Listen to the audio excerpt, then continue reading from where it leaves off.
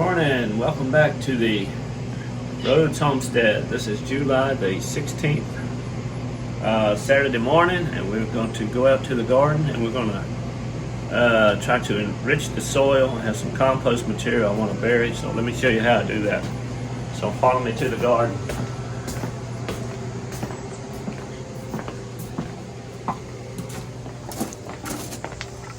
What I have here is some rainwater, some coffee grounds, and a few little eggshells and various things. Let me look in here. I may have some material in here. Yes, more material in here. Let me get some of this material out and bury some of that as well. A little watermelon here. Watermelon and onions. Eggshells is good for the garden. Have a few little black soldier flies at work. They are the larvae. So they love to break down compost. They're not dangerous or anything. So they are voracious eaters. So to the garden now, way over. This is some sweet potatoes. Best success we ever had with those. They're about 6 foot wide span so far. They've probably been in there a month and a half, and they should grow till about frost. Planted about 25 of those, and that's a squash vine there. 3 or 4 actually. They just really went berserk, showing that squash bug. That's the best thing to do for a squash bug. You can't see. Is squash it. Because if it gets in there, it's going to lay eggs. And the little nymphs will come out and totally decimate your squash. So we have this Tule. This is Tule, which is a fabric, a very sheer fabric, which keeps the bugs away. A little bit of a pain. Have to pull it back to pick, but you actually get some squash that way. If you don't, then around here, we're trying to stay away from pesticides, things of that nature. So this is another thing. We'll throw that in there and compost it as well. So we're heading over. Grayland tomatoes we planted earlier, they're coming along. So about every 2 weeks we put tomato tone down at the dirt. Pour water in the pipes. When they get dry, you feed at the root. That's just well pipe. I think it's 1 1/4 inch well pipe. And you put that in there. You put your water in there, and I have little, I think 1/4 inch holes. You could do 8. And just allow the water to drain out and feed the roots, feed at the root. So that's a little bit of trouble to do, but I believe it's worth it in the long run. So this is the tomatoes here, and more sweet potato vines. And this here is actually a Israeli brand of cucumber called an Alpha Bite. And I planted that in a trash can with holes in it with compost and dirt. And so it doesn't need pollinators to pollinate it. Put the Tule on there to keep the voracious bugs out of there. So that's a little experiment. We're seeing how that does. And so this here is my leaf mold. Watch the yellow jackets over here. There's a pile of yellow jackets flying right there. So you can show them down. Oh no. So I'm not sure what's going on with the yellow jackets. I thought maybe this morning I put down some of this leaf mold. And I don't know if they like that leaf mold or if I covered their hole up. But I noticed as I spread the leaf mold out that there was plenty of those things flying everywhere. That is not good. So not too happy about that. But back to the pan. So here we are, moving my leaf mold, grass clippings, all that goes on the garden. So this year we didn't plant near as much because we're trying to see if we could beat the bugs, let the land rest, and we have little melons coming on there of some type on that vine there. I see 2 little rounders coming down. This here is just a matter of course, just digging a hole and pretty good dirt. I have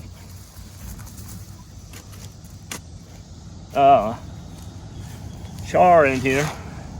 You're familiar with char? Where you take your wood and you burn it down, you make charcoal out of it. Very good for holding nutrients. So there's quite a bit of that in there, and I have some other soil enrichment things. So anyhow, we'll see if we can keep these bees at bay while we pour this compost in here. I'm hoping they're just finding them something nice to eat there, and there's not a nice little home in there. So anyhow, I'll pour that in there. Let that set a minute. I'll pour this in there. Go ahead and try not to overflow your hole with water. Just let it set around there a minute and soak down. So we're still doing good. All right, so what I tend to do then, I don't have a lot of compostables in here, just more eggshells, it seems like. So then I can go down a little deeper with it, get down to the real Virginia red clay under there. Show you some of that stuff. That is what Pharaoh used to build the pyramids, I think.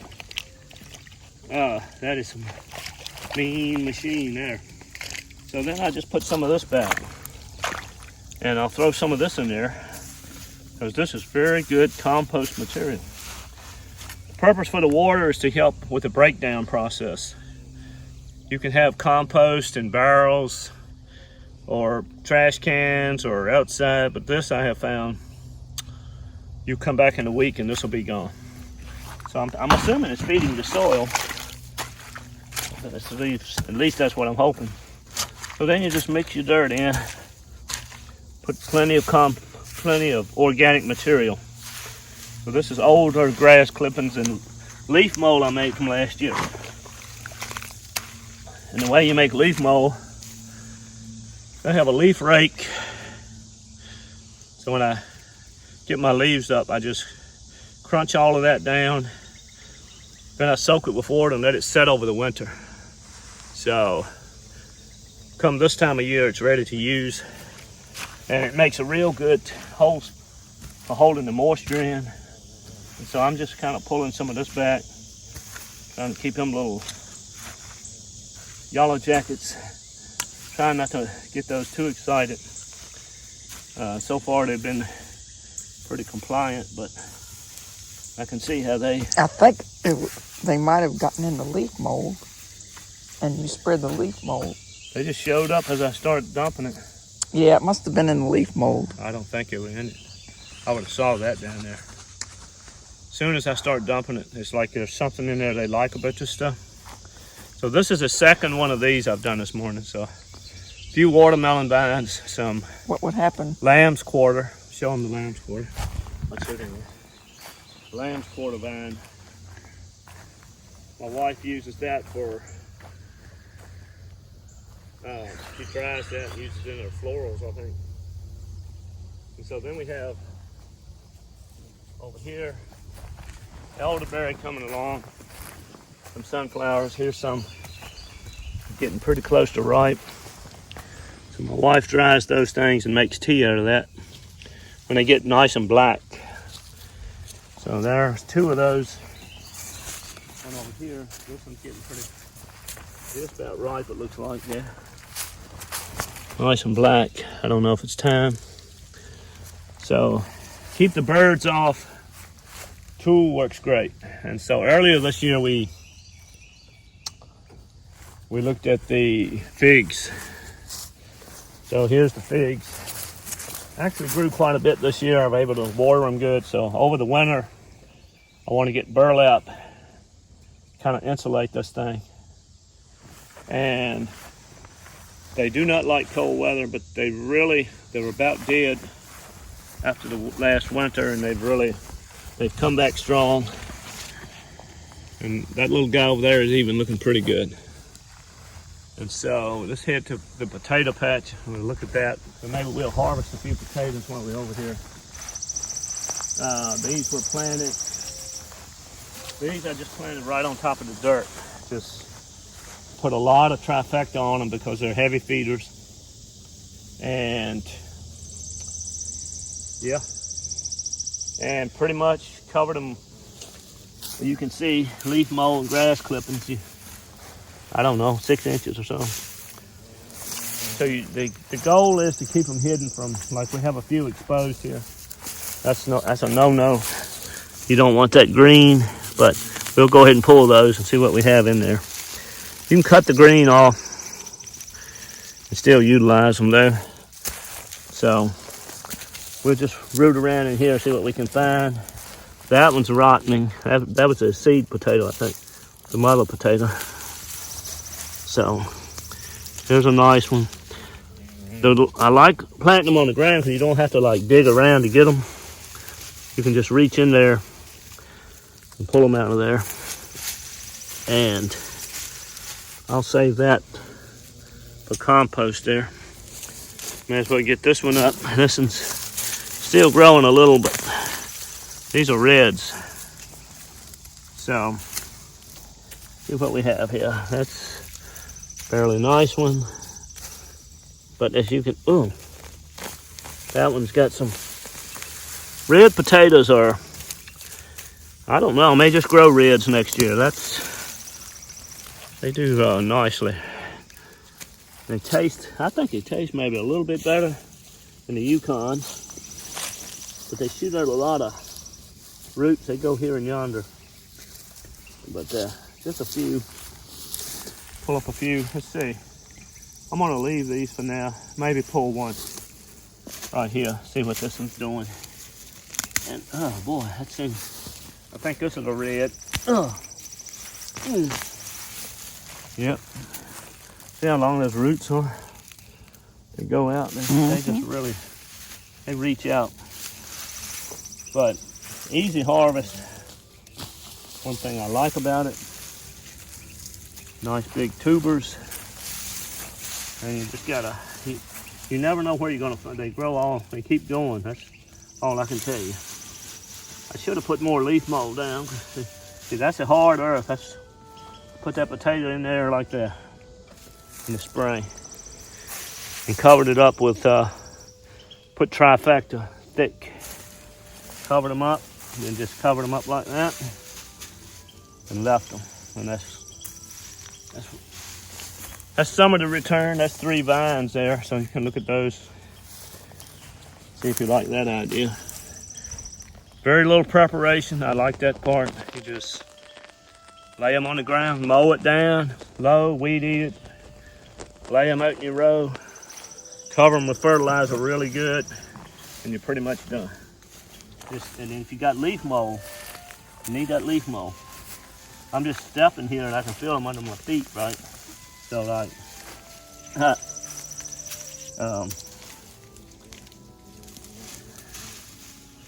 that's how it works. And this will enrich the ground. I might just till this in this fall. And after I'm done, just to get some good old stuff in the ground there, some good compostable stuff, and let it set over the winter, break down. In the spring, I'll still plant it right on top of the ground. Strawberries over here. Whenever you see one sticking out, always cover it. Oh, that just come right out of the ground there. Be careful where you reach, because the potatoes are laying there right on top. So the neighbor says the squirrels are getting my strawberries. I believe him. So I had to make a new gate yesterday with a chicken wire. I had those tomato cages wherever they went. 2 of those in there. But stuff was getting in there and they were eating my strawberries. I got a few snake berries in there, but actually I see a few ripe ones. Over there's one, elderberries. I had a few this morning, so I'm thinking the squirrels right now are effectively being held out. So I'm pretty pleased about that. You see the blooms, plenty of blooms. I need to get in there and pull that grass at some point, but so much to do. And this is curly dock, kind of going back, but you can actually, that's edible. Early on in the season, it's got a curly leaf, and it's got a lemony flavor. It's really quite good. So, heading back over for now to the other garden here. So, from here, I think we're going to make some compost tea. So follow me over to my worm bin. We'll get some good old material from my trusty worm bin. Hopefully they've been busy doing their job. About each morning I'm putting about 3 wheelbarrow loads out of that gorilla cart on here. Spreading it out little by little. I want to cover this whole thing, and then when I cut my grass again, I'll even cover that leaf mold. And this fall I'll till all that in, and then I will come along and plant rye on top of here. You need a living root in the ground to build soil. And that is I think that is a butternut. Volunteer vine came up in my compost pile. Kind of got away from me, and the bugs got it and beating it down, but it was a massive vine there, undertaking going on there. And that's another alpha bite, succession planting. I got to get my cages in here like this one. Make a hoop around it. As you can see, the bugs are enjoying it. But we're a little bit east of eating these days. So nothing needs to, they don't need a pollinator. So praise the Lord, they'll just bear. And there are numerous. I'll open this up and show you. I should check it every now and then anyway. So clothespins hold it together pretty much. So you just pull that, open this up a little, and you can look down in there and you can see, look at the blooms down in that thing. Lots of blooms. Don't need a pollinator. So if you have a bug problem, you want to go organic, Tule is the rule. Tule is the rule. You can order that stuff on eBay. I think my wife got it. Not terribly expensive, and it just, yeah. I mean, takes a little work, but we'll be having cucumbers, Lord willing, before too long with that. Now, where was I at? Heading, get my buckets since we head back to make the Boogie Brew. Not really Boogie Brew. There is a product called Boogie Brew you can buy to make compost tea. But what I'm dealing with is really not Boogie Brew. We call it Boogie Brew.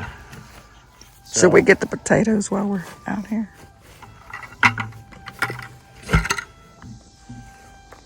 No kidding. No kidding. Well, I want to bury that rotten potato wherever it went. Lost it.